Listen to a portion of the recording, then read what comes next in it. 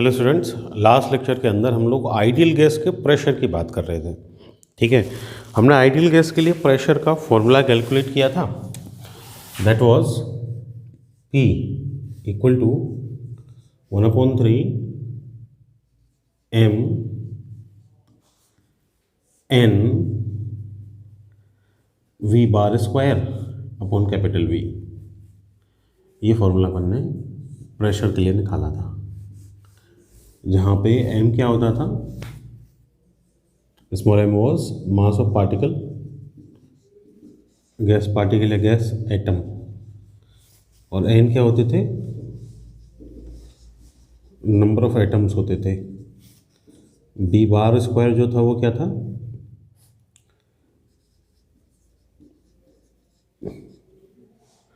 Mean square velocity, and v was volume, है ना। इसको अपन स्मॉल m इंटू एन क्या लिखा था, कैपिटल M लिखा था, है ना। स्मॉल m सिंगल पार्टिकल का मास है, n अगर पार्टिकल है मेरे पास, n एटम है, तो टोटल मास क्या हो जाएगा गैस का, कैपिटल M हो जाएगा। तो इससे मेरे पास जो फॉर्मूला आया था that was half m upon v and v bar square. m upon v mass upon volume, density है, तो यहाँ से मेरे पास फॉर्मूला आया था 1/3 and rho and v bar square. ठीक है, तो ये कुछ बेसिक फार्मूलाज मुझे प्रेशर के वहाँ से मिले थे। अभी जो बेसिक फार्मूलाज है ना, इन फार्मूलाज के बेसिस पे मैं जो कंप्लीट काइनेटिक थ्योरी है उसको एक्सप्लेन कर सकता हूँ। जो अपन ने काइनेटिक थ्योरी के लिए जो आइडियल गैस जिन लॉज को फॉलो करती है ना, वो जो लॉज हैं उन लॉज को भी मैं ऐसे डिस्क्राइब कर सकता हूँ।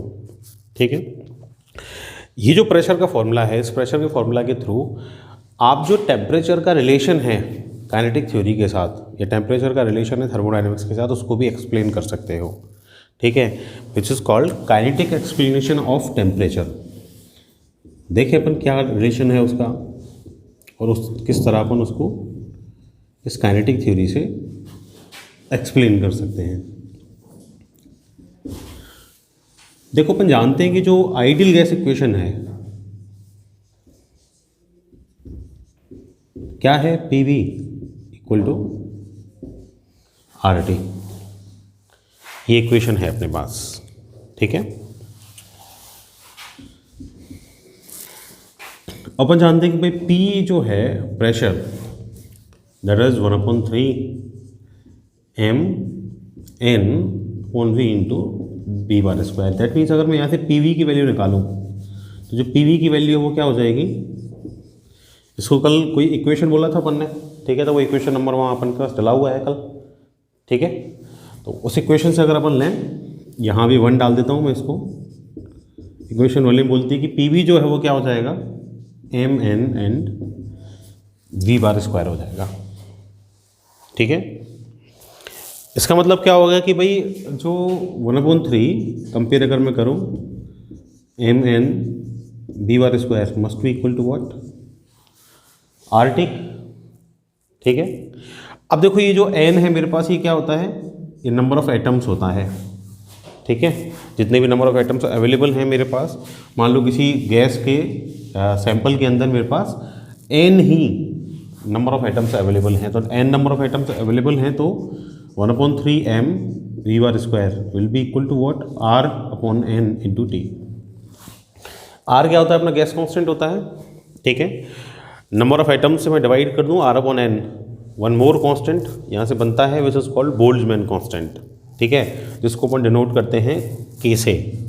सो R upon n will be what, K भी लिख सकता हूँ, दैट इज बोल्ट्जमैन कांस्टेंट। तो 1/3 m V bar square equal to क्या हो जाएगा, KB से डिनोट कर सकता हूँ, KBT हो जाएगा। ठीक है, अच्छा यहाँ से इसको मैं काइनेटिक एनर्जी में अगर कन्वर्ट करूँ, मैं दोनों साइड ये 1/3 है मेरे पास, है ना, इसको मैं 2/3 से मल्टीप्लाई कर दूँ दोनों साइड, तो ये क्या हो जाएगा 2/3 एंड 1/3, और क्या हो जाएगा m V bar square equal to 2/3 3 kT kBT, ठीक है, सॉरी 3.2 से कर देते हैं,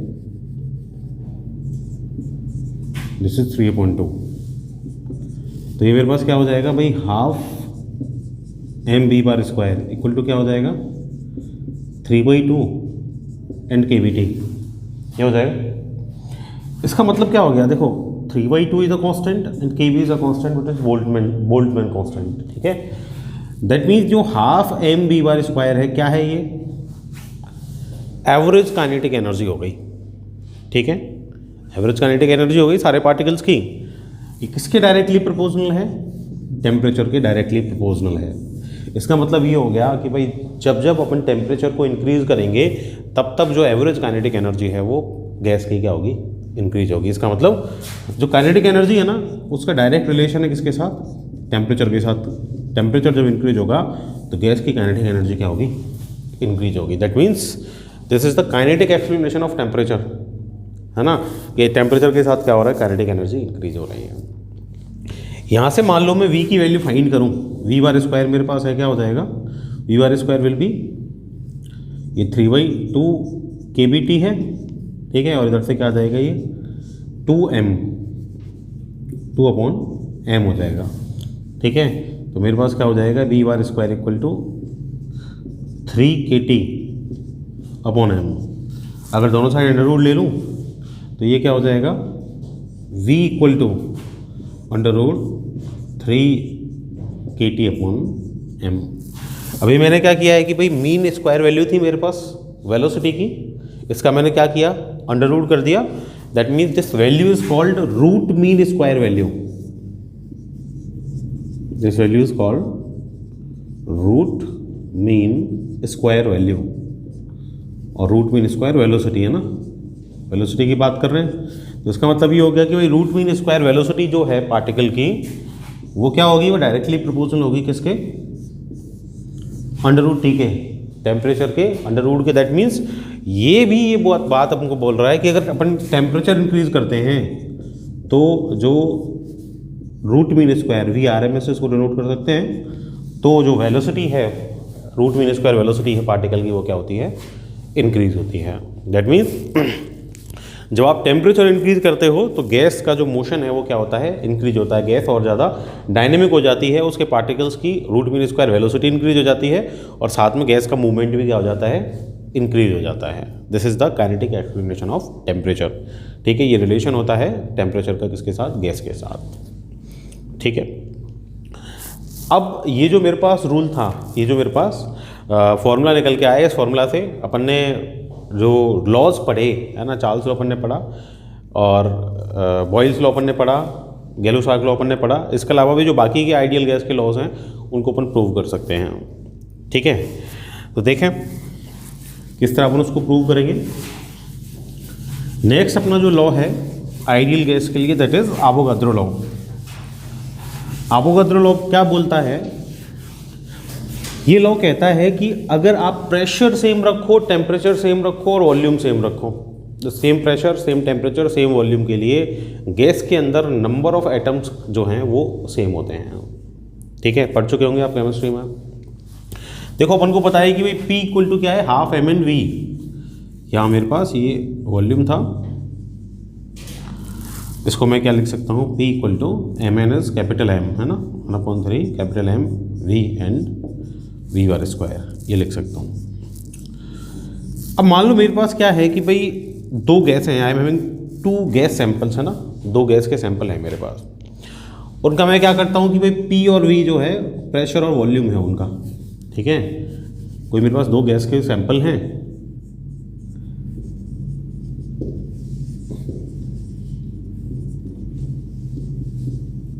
जिनका प्रेशर क्या है, P है, और वॉल्यूम क्या है, V है, ठीक है। अब उनके अंदर जो नंबर ऑफ पार्टिकल्स हैं वो गैस 1 के अंदर लेट Na है, और गैस 2 के अंदर अपने क्या है, Nv है, ठीक है। उनकी कुछ ना कुछ वेलोसिटीज होंगी, ठीक है। अब देखो मुझे पता है कि अगर मैं गैस 1 के लिए प्रेशर फाइंड करूँ, है ना, प्रेशर का फॉर्मूला अप्लाई करूँ, प्रेशर फॉर गैस 1। देखो प्रेशर का मेरा फॉर्मूला क्या है, प्रेशर का मेरा फॉर्मूला है half M N upon V into V bar square, ये फॉर्मूला है मेरे पास।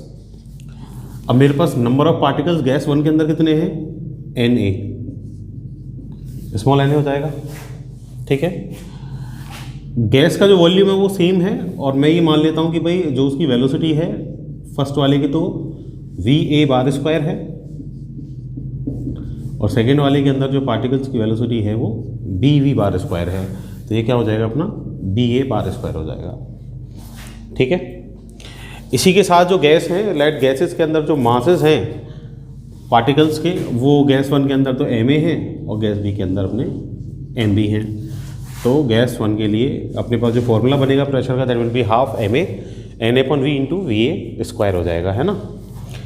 अगर मैं गैस 2 के लिए प्रेशर फाइंड करूं, प्रेशर फॉर गैस 2 क्या होगा, ये P1 कर देता हूँ उसको, PA कर देता हूँ उसको, ये PB हो जाएगा, है ना। तो PB इक्वल टू क्या हो जाएगा, half MB NB upon V into क्या हो जाएगा, ये BB बार स्क्वायर हो जाएगा। इक्वेशन 1 इक्वेशन 2 आ गई मेरे पास। अब प्रेशर दोनों का सेम है, तो प्रेशर अगर दोनों का सेम है, as both samples have same pressure,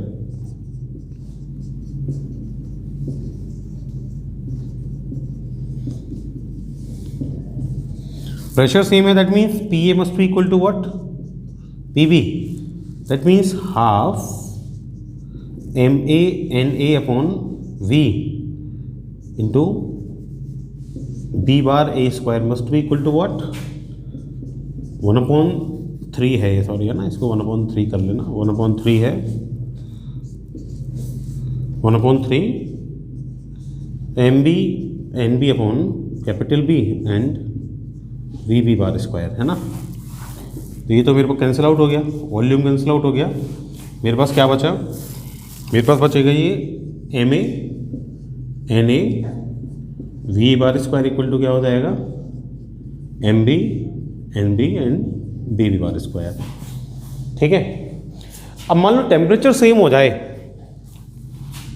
अगर सेम टेम्परेचर होगा तो अपन को पता है कि भाई सेम टेम्परेचर मतलब इक्विलिब्रियम हो गया, थर्मल इक्विलिब्रियम मिल गया मुझे। थर्मल इक्विलिब्रियम मिल गया, इसका मतलब क्या हो गया कि गैस का जो पार्टिकल्स हैं उनका मोशन नहीं हो रहा, गैस का जो पार्टिकल है वो एक गैस से एक जगह से दूसरी जगह नहीं जा रहा, ठीक है। इसका मतलब क्या हो गया, इसका मतलब ये हो गया भाई दोनों थर्मल इक्विलिब्रियम में आ गए ना दोनों सैंपल, तो थर्मल इक्विलिब्रियम में इसका मतलब ये हो गया कि मोशन नहीं हो रहा। मोशन कब नहीं होगा, मोशन तब नहीं होगा जब दोनों की काइनेटिक एनर्जीज क्या हो जाएंगी, सेम हो जाएंगी। दोनों का अगर टेम्परेचर सेम है तो दोनों की काइनेटिक एनर्जी भी सेम होंगी, तो काइनेटिक एनर्जी सेम होंगी, इसका मतलब क्या हो गया कि भाई half M A V A bar square must be equal to what, half M B B B bar square. Same temperature की काइनेटिक एनर्जी सेम दोनों गैसेस की, इसका मतलब क्या हो गया कि भाई M A V A bar square is equal to M B N B B bar square. That means ये जो M A V A bar square है और ये M B we bar square है दोनों इक्वल हो जाएंगे, है ना। इसका मतलब क्या हो जाएगा कि जो एन ए है that will be equal to what, N B, ठीक है। इसका मतलब क्या हो गया कि भाई एक तो प्रेशर सेम है, वॉल्यूम सेम है और टेम्परेचर अगर सेम है, तो इसका मतलब जो गैस है, गैस के सैंपल्स हैं उनके अंदर जो नंबर ऑफ एटम्स हैं वो कैसे होंगे, सेम होंगे। और यही जो लॉ है this is called Avogadro law. क्या कहता है अवोगाद्रो लॉ कि भाई किसी भी स्पेसिफिक सैंपल के लिए, है ना, कोई भी specific samples of ideal gases के लिए अगर प्रेशर वॉल्यूम टेम्परेचर सेम है तो उनके अंदर नंबर ऑफ एटम्स क्या होंगे, सेम होंगे। गैस आइडियल गैस के अंदर नंबर ऑफ पार्टिकल्स क्या होंगे, सेम होंगे, ठीक है। This is Avogadro law. इसी तरह ग्राम का डिफ्यूजन लॉ है, उसको भी अपन यहां से प्रूव कर सकते हैं। देखो क्या कहता है,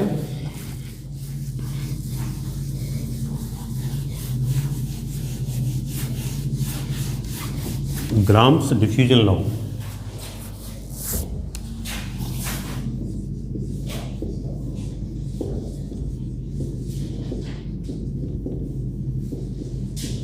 अच्छा, डिफ्यूजन मतलब क्या क्या समझते हैं अपन डिफ्यूजन से? प्रोसेस ऑफ डिफ्यूजन पढ़ चुके होंगे केमिस्ट्री के अंदर। जब भी कोई गैस किसी स्पेसिफिक प्लेस पे है और अगर उसके particle higher concentration to lower concentration move कर रहे हैं, higher concentration to lower concentration move करने की जो प्रोसेस होती है उसको क्या बोलते हैं अपन? डिफ्यूजन बोलते हैं। ठीक है, अब ग्राम ने क्या बोला? ग्राम ने बोला कि जो रेट ऑफ डिफ्यूजन होती है ना, मतलब जो नंबर ऑफ पार्टिकल्स